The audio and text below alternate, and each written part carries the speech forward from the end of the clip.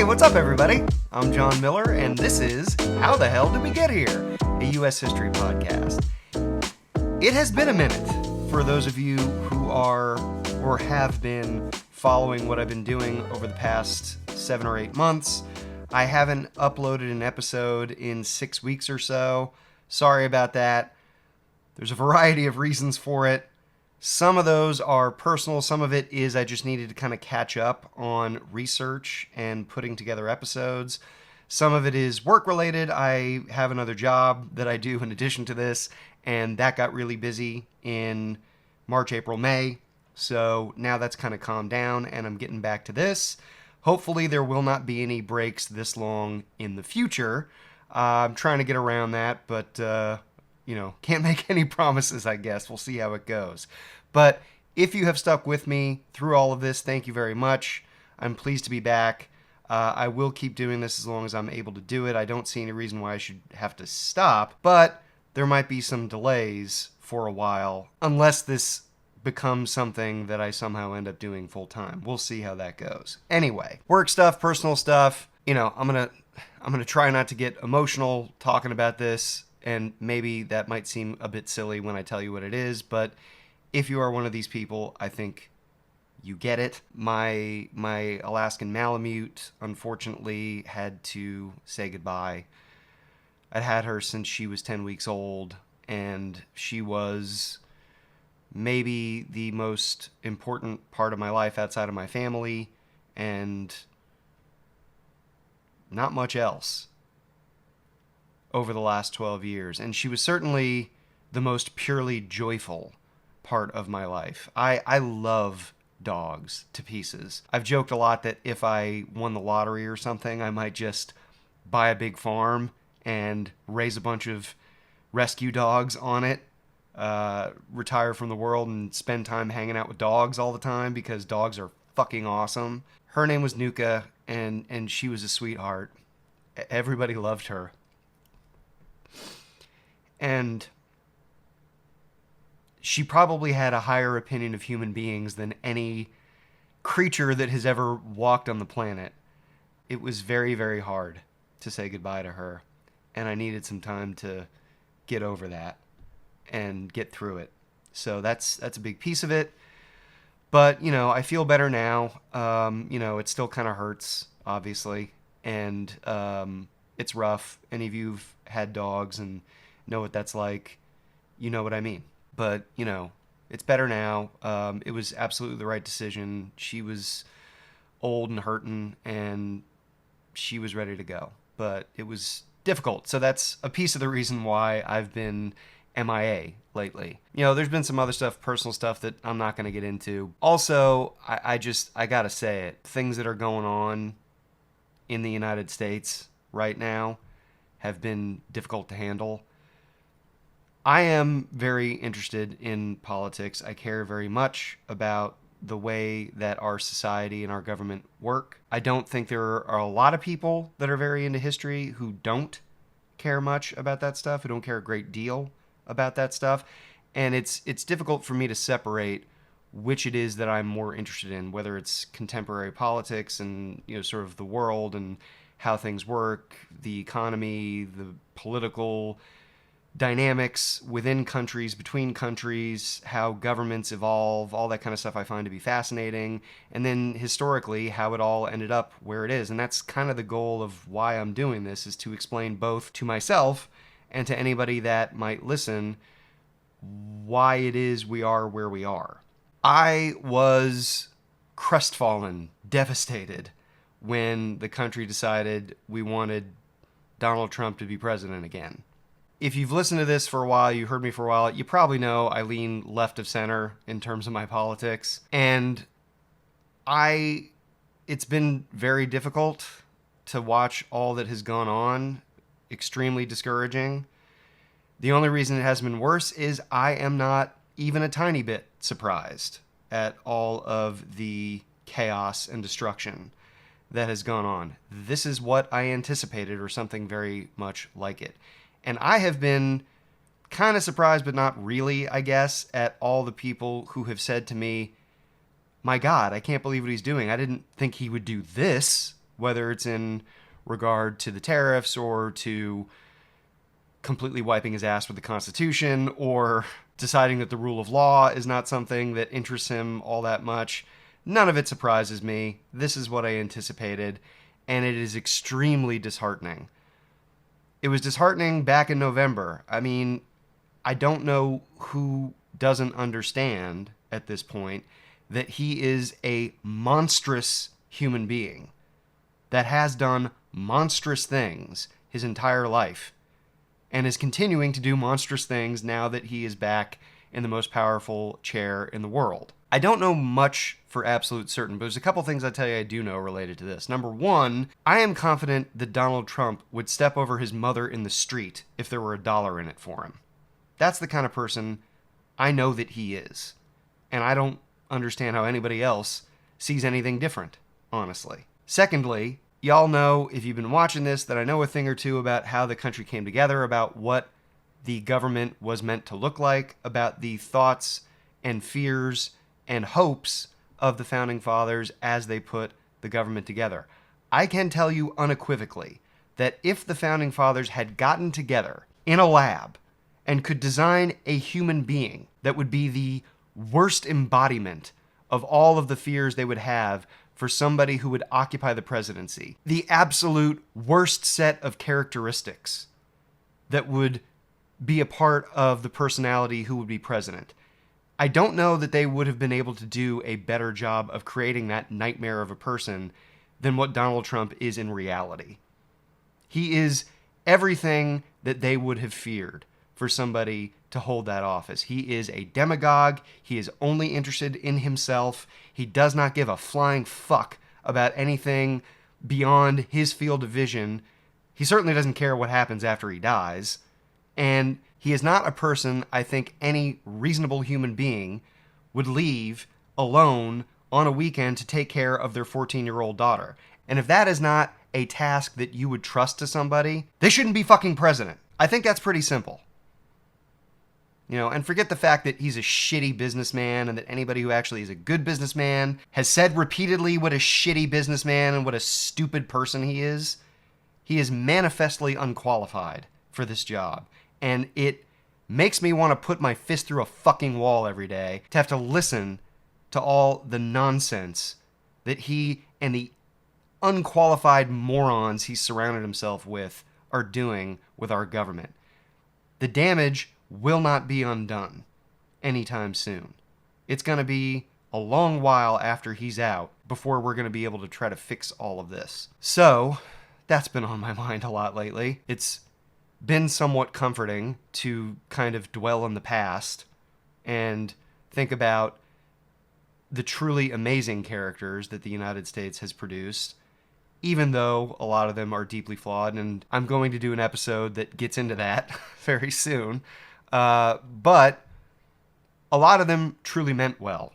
Though they had their foibles and their short-sightedness and their biases that come along with being a human being at the time that they lived, they also had a lot of good character. And some of them were pretty amazing people, on top of being great leaders. And those two things aren't always totally compatible. I shudder to think what George Washington, Robert Morris, James Wilson, Alexander Hamilton, John Adams, Thomas Jefferson would think if they could see what has become of the government that they created. It's a disturbing thought. Anyway, enough of all that. I wanted to kind of restart things. I thought it would be interesting to let you all know some of the things that I have learned over the course of doing these episodes, because certainly I've learned a lot. That's the thing about history, really, is that there's a bottomless amount of facts and information that you could know. You'll never know all of it. And a lot of the things that I've read have helped me to understand some things I already kind of knew better, see it in a different light, maybe, see them in a different light, maybe, and also just enrich my understanding in general and bring some information to my attention that I was not aware of at all before I started doing this. So I thought I would share some of that with y'all. So it's going to be a little different than the typical episodes have been. I'm not going to go through any resources or ask a big question or anything like that as I have done in the previous episodes. I will get back to that, but for this episode, I just wanted to go through the things that I learned that I thought were very interesting, and I think it would be, sort of a good maybe like review in some ways of some of the stuff that I've discussed over the past 8 months.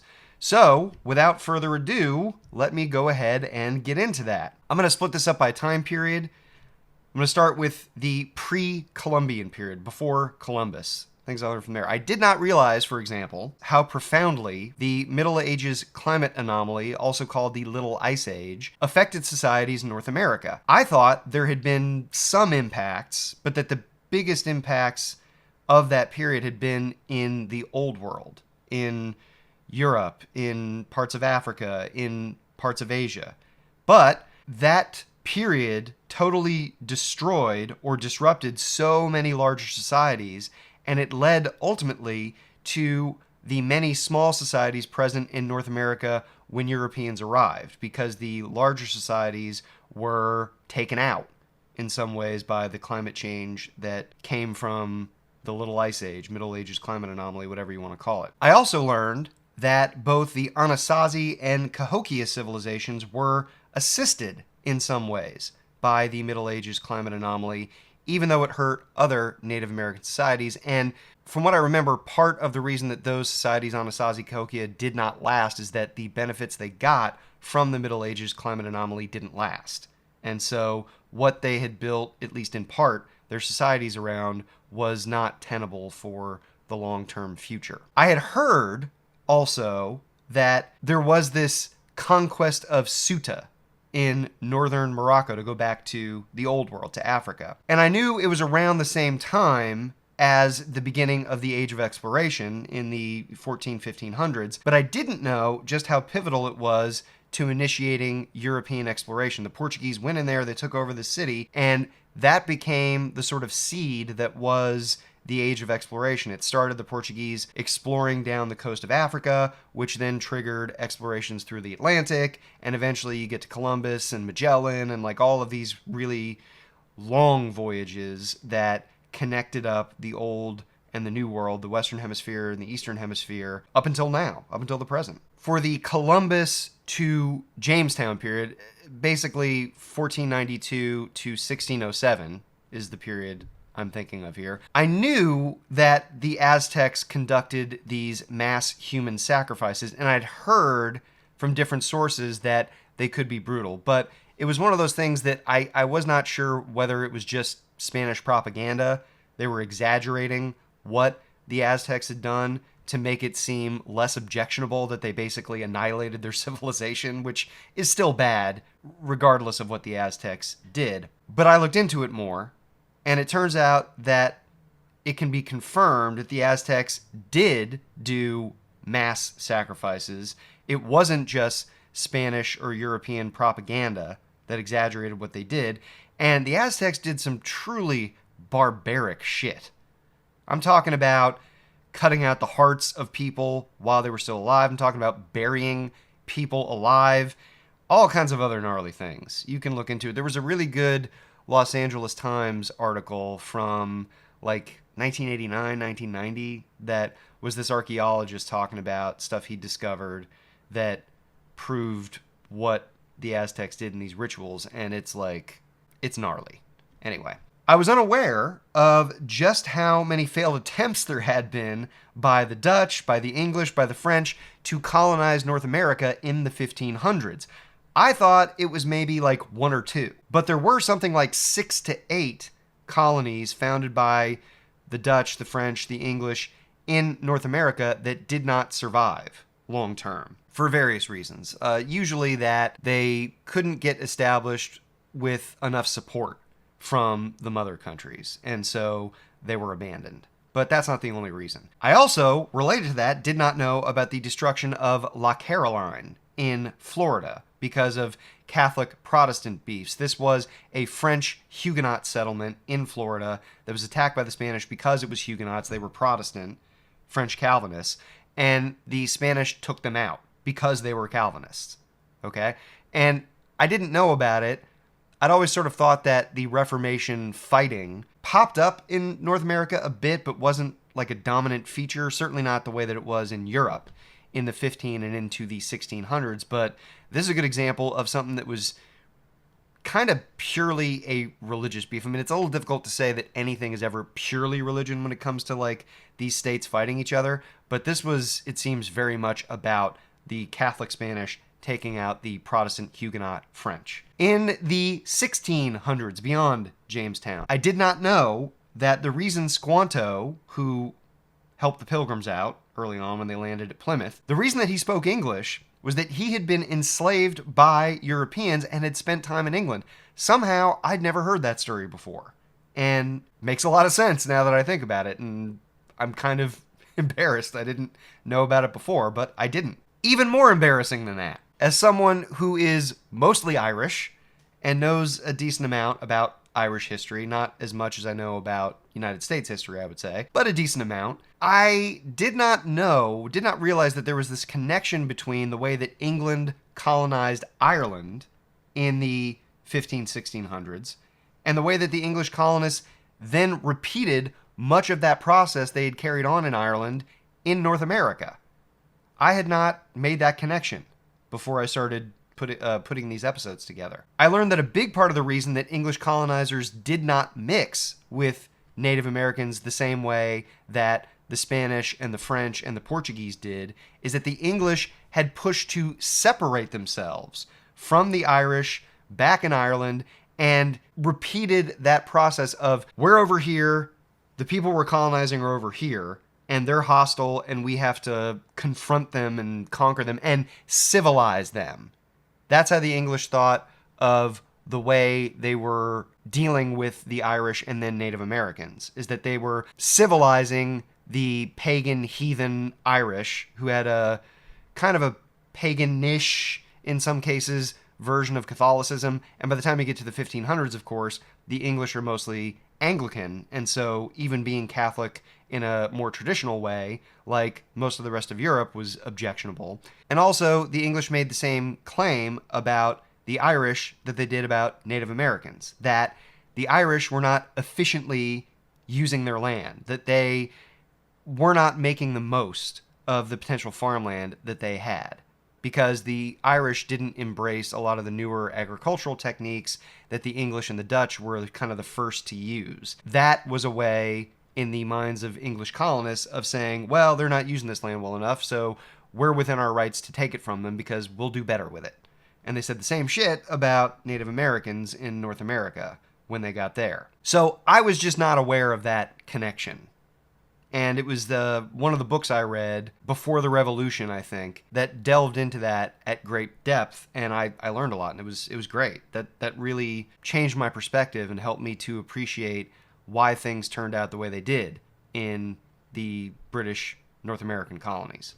Anyway, I was unaware also of the specific time frame of the epidemics that struck Native Americans between the Mississippi and east coast of North America in the 1580 to 1650 period. This is something I discussed in a previous episode, and I didn't realize how devastating those epidemics were to Native Americans in that region of North America, that in some cases like 90% of certain tribes died out because of measles, smallpox, influenza, whatever, that they had had no exposure to. I thought that to the degree that that had happened, it happened earlier. Didn't realize that it was as late as like the mid-1600s that it was still happening. It was a catastrophe for Native Americans east of the Mississippi, and it's one of the things that enabled white settlers, mostly from England, to move westward as easily as they did and take over these Native American societies, or push them out of the way as easily as they did. I also didn't know that the subsequent Native American wars that happened were about larger tribes replacing their population losses from these epidemics. I didn't make that connection at all before I started doing research for this. And again, it makes a lot of sense now that I know it, because these larger tribes, like the smaller ones, lost a lot of people to old world diseases, and they went on the warpath. The Haudenosaunee, I think the Huron were another example, and absorbed some of the smaller tribes who were also weakened by disease but were not as strong because of their numbers as some of the larger tribes were. Plus, the larger tribes often had access to European weapons, like firearms. So the populations of Native American tribes in 1700 are a lot more mixed up, especially in the larger tribes, than they had been in 1600 because of all of this conquest and addition to the population from various smaller tribes. So that was really interesting and eye-opening to me. I didn't know that the word Puritan originated as a derisive name intended to mock Puritans. And it actually starts back in the 1500s, I think, with Queen Elizabeth was the first. She or somebody in her court was the first to use Puritans, like, oh, you Puritans, you pure people. Oh, look at you, la-di-da. Like, you're so righteous, you know? Like, that was the way that it was used, and then the Puritans kind of wore it as a badge of honor. I also learned, speaking of Puritans, about Oliver Cromwell's Western design, as he and others around him called it, which was intended to dilute or even destroy Catholicism in the Western Hemisphere. And I also learned that this is how England came to colonize Jamaica, because at the time that Cromwell took power in the 1640s, 50s, Jamaica was a Spanish colony, although it was not as heavily populated as, like, Cuba, for example. And so it was open for that reason to English conquest, and the English came in, took it over, and that's why people in Jamaica speak English now.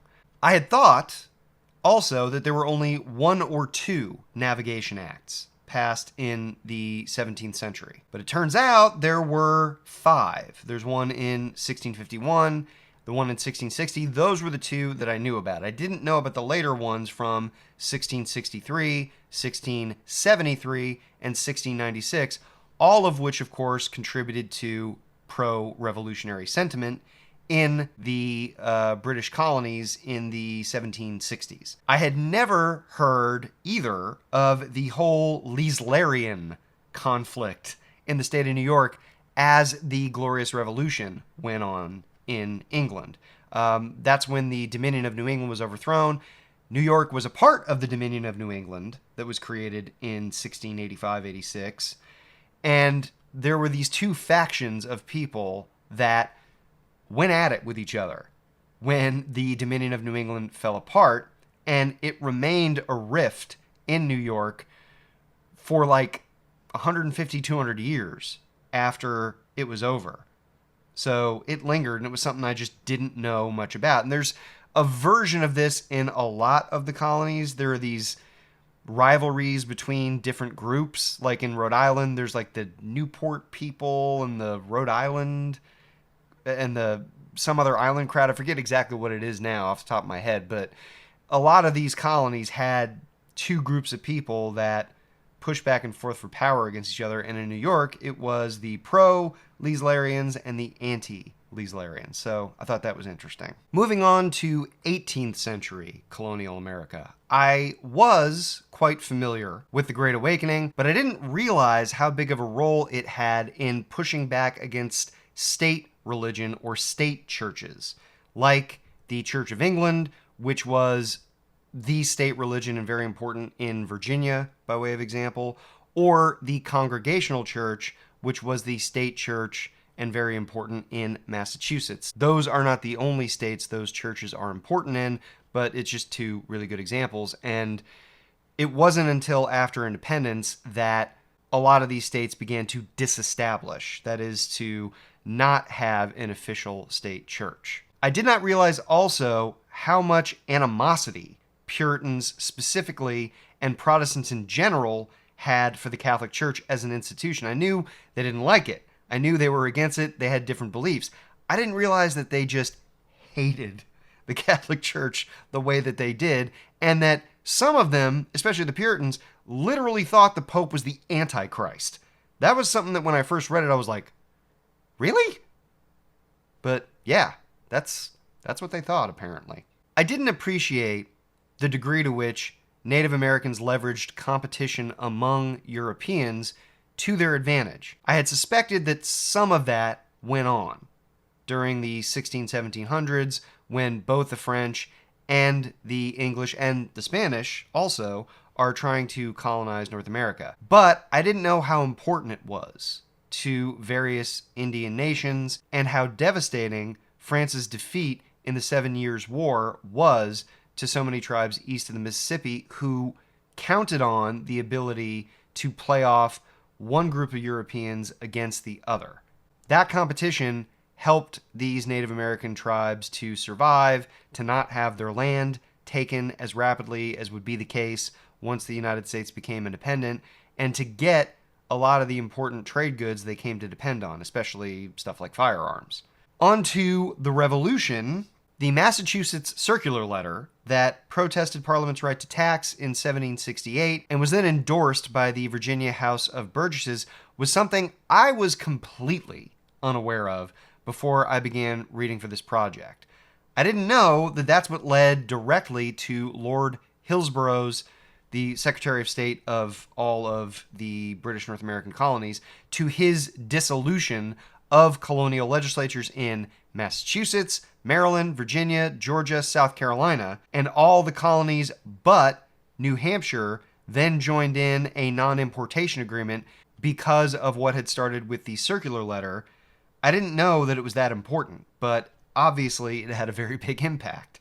So that was helpful to learn about.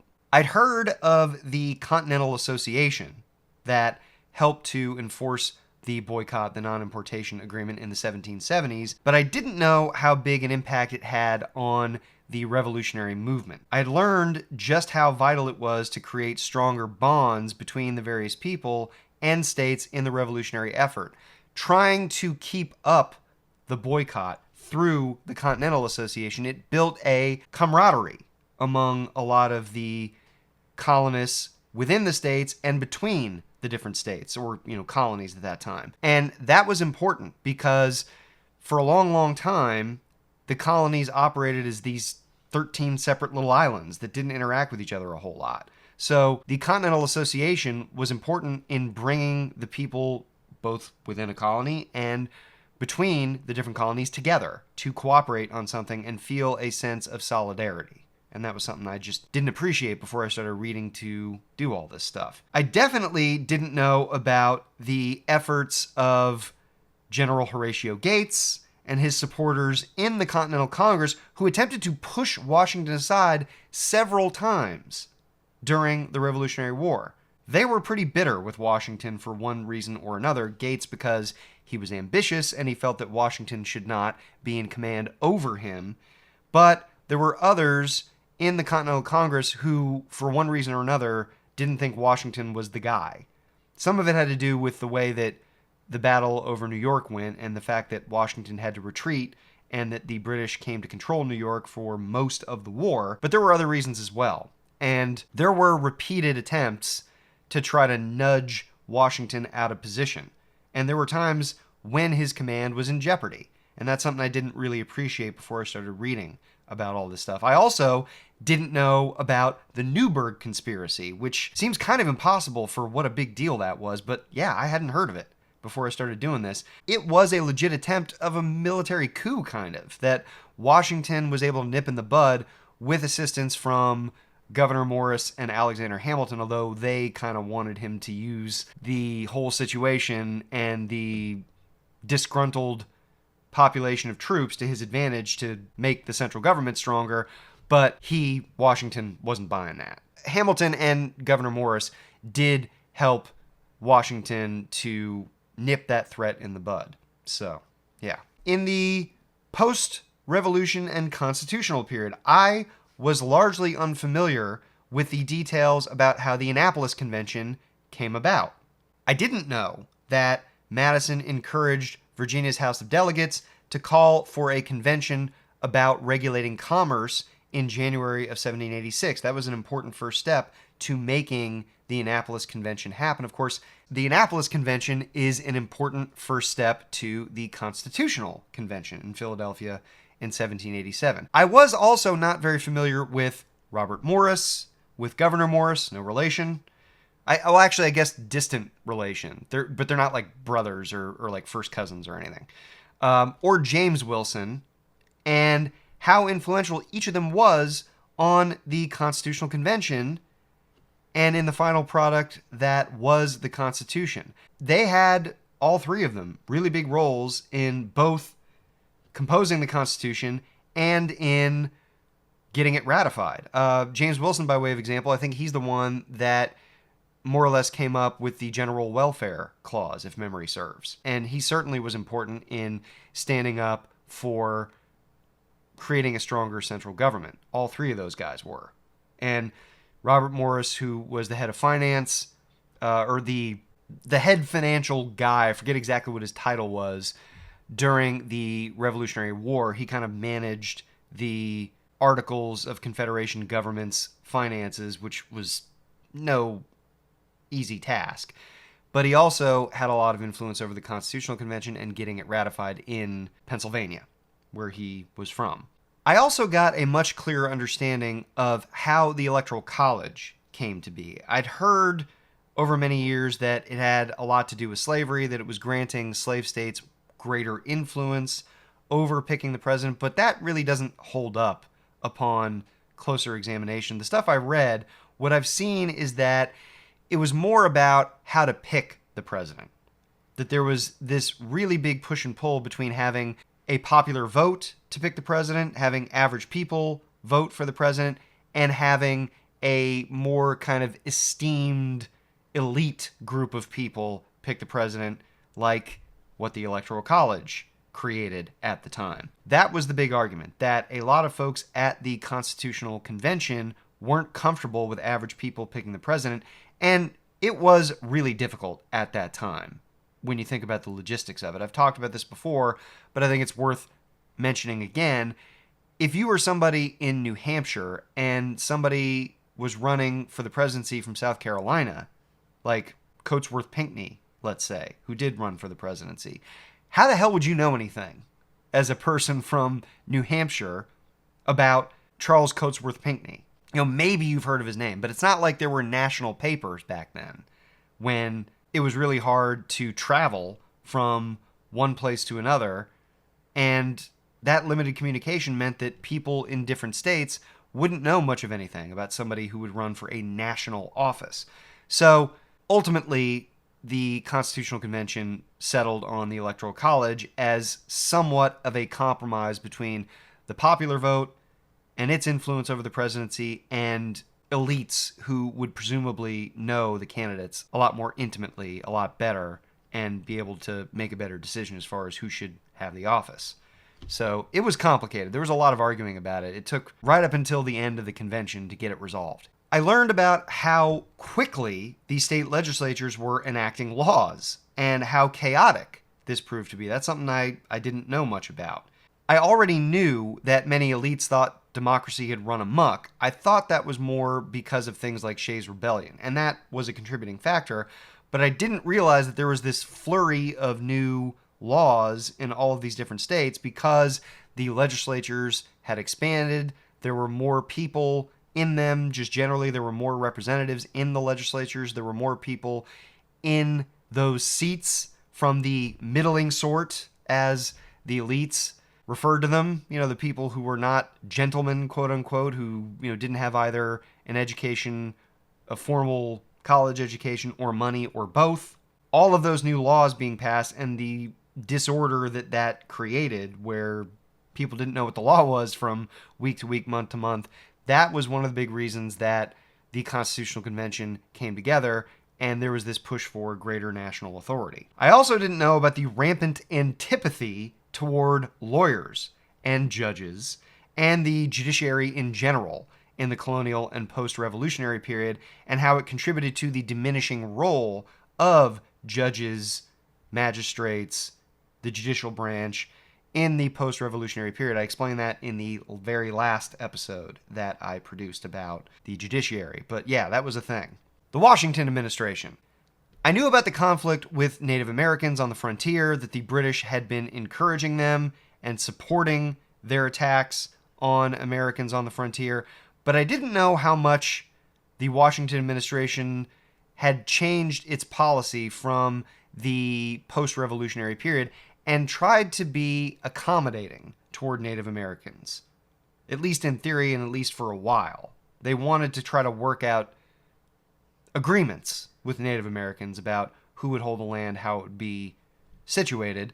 And I didn't know about the impact also of Mad Anthony Wayne, who Wayne County in Indiana is named after, and that the Battle of Fallen Timbers essentially ended any real attempt that Native Americans would have had to fight back seriously against white occupation of the old Northwestern Territory that came from the Treaty of Paris. I also didn't realize how much suspicion and animosity there was among especially elites on the coast toward the Western territories, and how much they in the East feared a future in which Westerners would overwhelm their voices in the national government.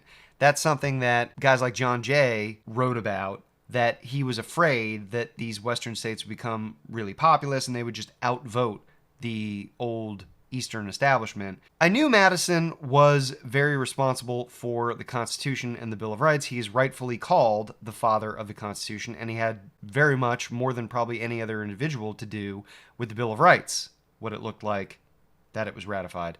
But I didn't know how much he did to coordinate between the executive and legislative branches in the early days of the new government. He was the key figure in arranging cooperation between the executive branch and the legislative branch in how they wanted to structure the government. Because, as I've said many times, the Constitution is very short and non-specific, and it left a lot of room for those who would be governing in the 1790s to try to figure things out. And Madison had a really important role as far as that went. I learned about the direct connection between the Jay Treaty and the Quasi-War as I was doing the research too. I wasn't aware that the French began seizing ships right after the agreement, the Jay Treaty, was concluded. They saw it in France as a British-American alliance rather than a détente, which is more of what it was, a lessening of hostilities. But straight away, right after the Jay Treaty was signed, that's when the French started seizing ships, and that's what immediately led to the Quasi-War early in, well, it led to hostilities between France and the United States early in John Adams' tenure as president, and that led to the Quasi-War. During John Adams' presidency, I had not heard of or read about just how dramatically the carrying trade of American ships transporting European goods from 1795 to 1805 benefited the U.S. That's when France is at war with just about everybody, and France and Britain are antagonists, and they both have a hard time taking goods from their colonies and bringing them back to Europe. So the United States kind of stepped into the void and really benefited economically from that carrying trade, carrying the goods of the European colonies back to Europe. That was one of the reasons for such economic prosperity in the years 1795 to 1805 as they were fighting each other. Of course, 1805, things start to change. I'm going to get to that very, very soon. I didn't realize just how much Adams came to despise Hamilton because of Hamilton's electioneering for Pinckney in 1796. When he finally found out about that, Adams was none too appreciative, and I just didn't realize the degree of venom that Adams had for Hamilton from that point forward. Of course, there was also Hamilton's manipulation of Adams' cabinet, guys like Timothy Pickering, who were a lot more loyal to and interested in the ideas of Hamilton than they were of John Adams. And then, of course, there was Hamilton leaking his pamphlet against John Adams that eventually made its way, at least pieces of it did, into Democratic Republican newspapers, and so Hamilton felt compelled to just publish the whole thing, and it trashed John Adams, really screwed over the Federalists probably in the election of 1800, and that was kind of the end of Hamilton's political career. I also didn't know just how badly the Democratic Republicans stepped in it right before the XYZ revelations, and that Jefferson was actively undermining the administration, the Adams administration, by communicating with French diplomats about what they should and shouldn't do.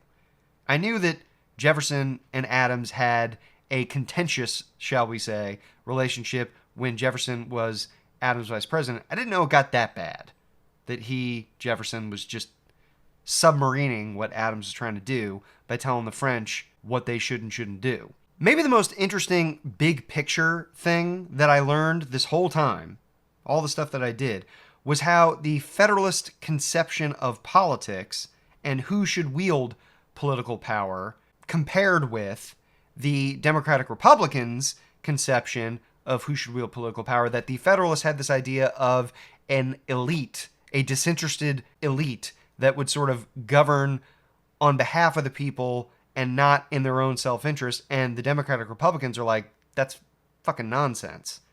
We can't have that. That's not realistic. We need real Republican democracy. We have to have people pick their representatives. The common people have to have a voice in this.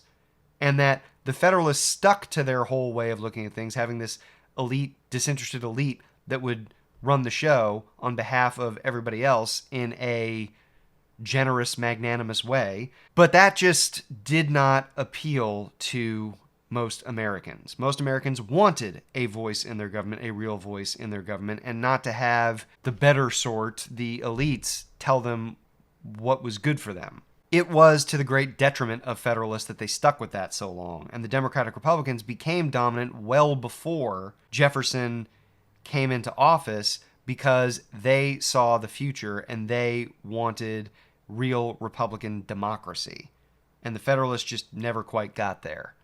I thought that it had a little bit more to do with the growth of the South and the West, and that people who went there just kind of gravitated toward Republican ideals. And there's some truth to that. That's not untrue. But the fact that the Federalists stuck with this old, archaic way of looking at government, it was them politically slitting their own throats. Last few things here in the Jefferson administration that I learned that I didn't really know before. I didn't know about the threats to use military force by Governor McKean of Pennsylvania and the similar preparations by Governor Monroe, James Monroe of Virginia, because of the rumors flying around that maybe the Federalists are going to try to keep Jefferson from the presidency and perhaps install a Federalist in the presidency through extra constitutional, extra legal means. That was something that was floating around. The Federalists never really took it seriously or took major steps to make it happen, but it was out there. And I read a quotation from McKean in one of the previous episodes where he says, hey, y'all try this, I'm going to come get you. If you're part of the conspiracy to keep Jefferson for the presidency, I'm coming after you. This is when Jefferson and Burr tied in the Electoral College in 1800, and it had to go to the House, and it got messy. I did not know that it was Jefferson who signed the creation of West Point into law. I wouldn't have expected it, given Jefferson in particular and the Republican Party in general's kind of aversion to military power. But having read about it, it makes sense that Jefferson did it because it was a way of, in his mind, inculcating Republican values into the elite officer corps by making it possible for people who didn't have money to go to West Point, get an education, become an officer, and lead the military from the common classes, from the middling sorts, so to speak. I learned that Jefferson sought an amendment to the Constitution for the Louisiana Purchase, but changed his mind when he heard that the French might back out of the deal. I knew that he felt conflicted about the Louisiana Purchase, that maybe he didn't have the authority to do it. I didn't know that he went as far as thinking about amending the Constitution so that he could make it happen, and then changed his mind when he thought the deal might slip away. I was also unaware that Jefferson had already planned out and asked Congress for funds to launch the Corps of Discovery that was led by Lewis and Clark before the Louisiana Purchase was completed. That was already in the works before the Louisiana Purchase was even something that Jefferson was seriously considering. He got the money, like $2,500, in February of 1803, and he didn't learn about the potential Louisiana Purchase until like the summer, July-ish, I want to say, of 1803. So it was already in the works. I also learned about Supreme Court justices riding the circuit. Somehow I didn't know about that. That went on until the Judiciary Act of 1891. that Supreme Court justices used to go to these different circuit courts and sit there, and that's where they would spend a lot of their time, not in the actual Supreme Court making decisions there, but in these different circuit courts. That's until the Judiciary Act of 1891 that created the circuit courts and that had judges that would sit on those. And, that's essentially the system that we have now. Finally, I was unaware of just how much Jefferson and John Marshall hated each other. I knew they were on opposite sides of the political spectrum. I knew they disagreed with each other a lot. I didn't realize just how much they personally disliked one another. That Jefferson thought Marshall was some kind of old school aristocrat, a dictator from the bench, and that Marshall thought that Jefferson was kind of a duty shirking little pussy. That's how he looked at it. And then he thought that Jefferson was not to be trusted, which, reading as much as I have about Thomas Jefferson, I see where he was coming from now. So that's a lot of the big stuff that I learned. I am going to get back to the regular format starting in the next episode, and there's some stuff I'm excited to cover, so I hope you'll stay tuned for that. Please like and subscribe if you have not already done so. It really helps me to keep doing this. Hopefully I get to concentrate on a little bit more. We can grow those numbers, and I can be with y'all more frequently for more stuff. And I'm going to start, I think, doing some live shows and things like that where you guys can just ask questions if you have particular history questions. Maybe you're taking a class. Maybe you're thinking about what books to read. Maybe you're thinking about things you'd like to research, whatever. I'm going to start doing some of that, so be on the lookout for that soon. But until then, thanks very much as always for listening, for watching. I appreciate it. Y'all take care, and I will see you next time. Turn it